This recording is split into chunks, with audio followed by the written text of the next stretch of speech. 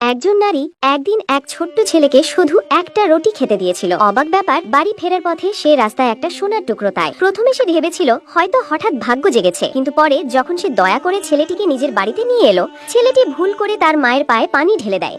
আর আশ্চর্যের ব্যাপার, 10 বছর ধরে পক্ষাঘাতগ্রস্ত তার মায়ের পা নড়তে শুরু করলো। আসলে 5 বছর আগে এই গ্রামে এক সৌভাগ্যবান শিশু জন্মেছিল। এক সাধারণ পরিবারের ঘরে জন্ম নেয় যমজ সন্তান। প্রথম সন্তান জন্ম নেওয়ার পরপরই আকাশে ঝুম বৃষ্টি নেমে আসে, যে বৃষ্টি খরায় পড়ে যাওয়া গ্রামকে আবার জীবন্ত করে তোলে। কিন্তু বাবা মা ভুল করে ভেবেছিল দ্বিতীয় সন্তানটাই সৌভাগ্যের প্রতীক। তাই গত 5 বছর ধরে প্রথম সন্তান, সেই বড় ভাইটিকে সবাই অশুভ বলে দূরে সরিয়ে রেখেছিল। গ্রামবাসীরা বিশ্বাস করত সে দুর্ভাগ্যের কারণ। কেউ তাকে ছুঁতেও সাহস করত না। শুধু গ্রামের এক সুন্দর বিধবা নারী কখনো তাকে অপমান করত না, বরং সে সব সময় ছেলেটির পক্ষ নিয়ে লোকদের ধমকাতো। কেউ জানতো না আসলে সেই ছেলেটি সত্যিকারের সৌভাগ্যের প্রতীক ছিল।